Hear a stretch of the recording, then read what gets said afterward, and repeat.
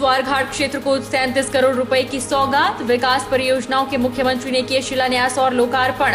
कहा, विभिन्न कल्याणकारी योजनाओं से लाखों लोग हो रहे लाभान्वित। भाजपा को कांग्रेस प्रदेशाध्यक्ष कुलदीप राठौर ने दी खुली चुनौती। विकास पर भाजपा करे खुली बहस।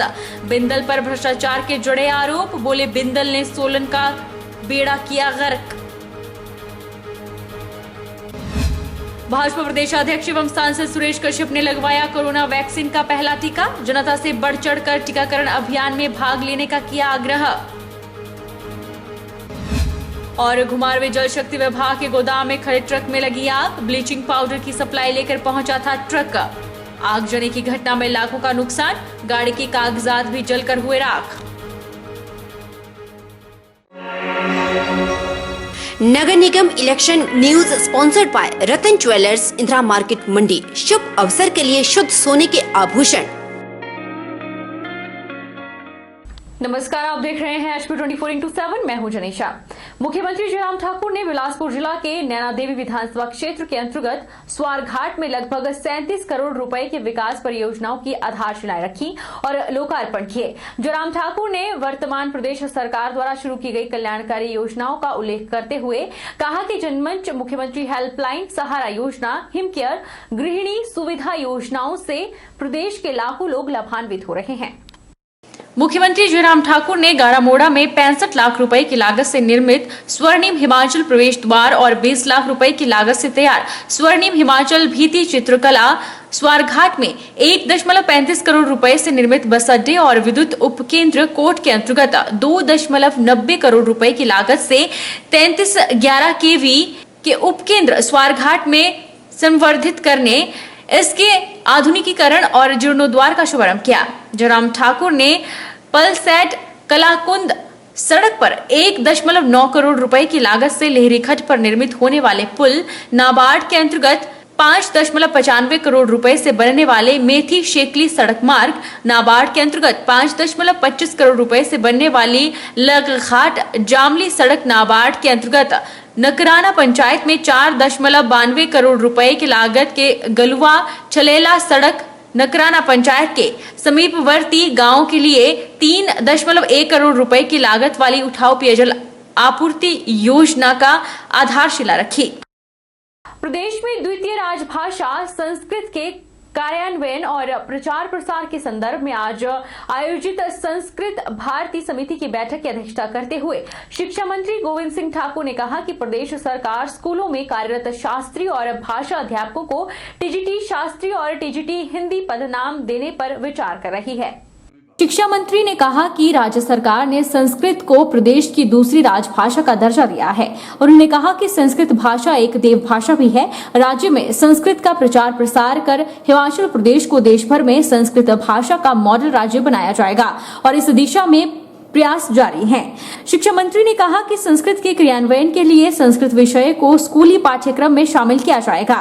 संस्कृत भारती के सहयोग से संस्कृत विषय की पाठ्य पुस्तकें भी तैयार की जा रही है। उन्होंने कहा कि प्रदेश में संस्कृत विश्वविद्यालय की स्थापना की जाएगी, जिसकी प्रक्रिया जारी है।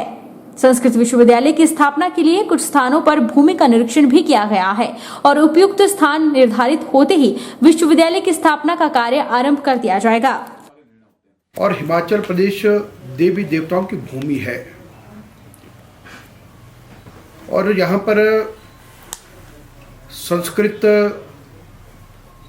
का प्रचार और प्रसार बढ़ना चाहिए और इसमें मुख्य रूप से जो 4 बिंदु हैं उन पर हम सभी ने चर्चा की है और चर्चा के उपरांत हमने सभी ने ये निर्णय लिया है कि अब ये सबका सब काम केवल मात्र चर्चा तक ना रहे, अब ये इम्प्लीमेंटेशन इसकी होनी चाहिए और उसके लिए विभिन्न समितियों का गठन पहले भी किया गया है और कुछ और करने का विचार किया गया है और इन सब कामों को हमको मिलकर करना है। भाजपा प्रदेश अध्यक्ष एवं सांसद सुरेश कश्यप ने इंदिरा गांधी मेडिकल कॉलेज शिमला में कोविड वैक्सीन की प्रथम टीका लगवाया। उन्होंने कहा कि कोरोना हिमाचल प्रदेश में भी सक्रिय है और यह एक गंभीर विषय है। उन्होंने कहा कि केंद्र सरकार और प्रदेश सरकार कोरोना से लड़ने के लिए प्रयासरत है और समय समय पर उचित निर्णय ले रही है। उन्होंने जनता से आग्रह किया कि बढ़ चढ़कर इस टीकाकरण अभियान में भाग लें। वैक्सीन के कोई साइड इफेक्ट नहीं है। देखिए, कोरोना फिर से हमारे देश में और प्रदेश में भी सक्रिय हो गया है और जो संक्रमितों की संख्या उसमें लगातार इजाफा हो रहा है, जो कि हमारे लिए थोड़ा गंभीर विषय बन गया है।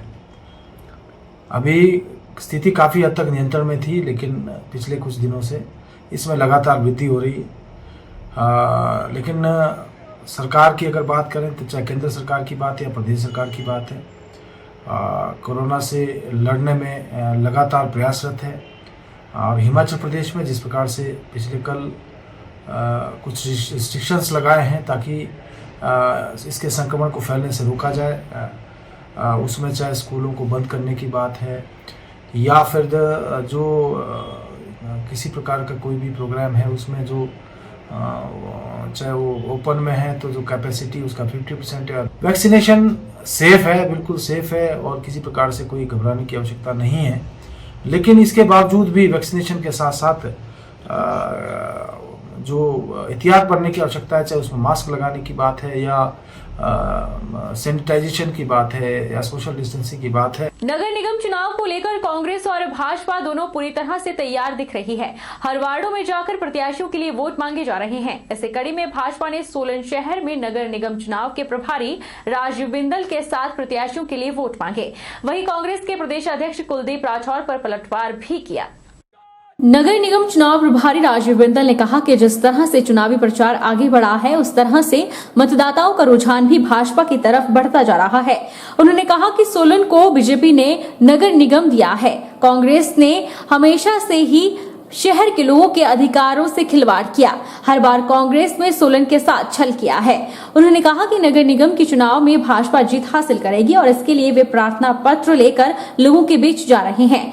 नगर निगम चुनाव प्रभारी राजीव बिंदल ने कांग्रेस के प्रदेशाध्यक्ष कुलदीप राठौर पर पलटवार करते हुए कहा कि वह कौन सी नीति, नेता और नियत की बात कर रहे हैं। उन्होंने कहा कि उनके नेता पीएम मोदी है, अमित शाह है और जयराम है, लेकिन कांग्रेस का नेता कौन है यह पता नहीं लग रहा है।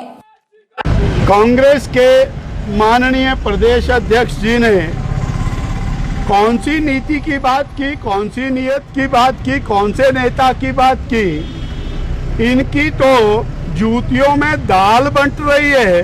बीजेपी के नेता तो स्पष्ट हैं। आदरणीय नरेंद्र भाई मोदी हमारे नेता हैं, आदरणीय अमित भाई शाह हमारे नेता हैं, आदरणीय सुरेश कश्यप जी हमारे माननीय अध्यक्ष हैं और श्री जयराम ठाकुर जी हमारे प्रदेश के नेता हैं। जरा ये डिसाइड तो करके बताएं कि इनका नेता कौन है। वक्त तो चला है छोटे से ब्रेक का। ब्रेक के उस पार फौरन लौटेंगे।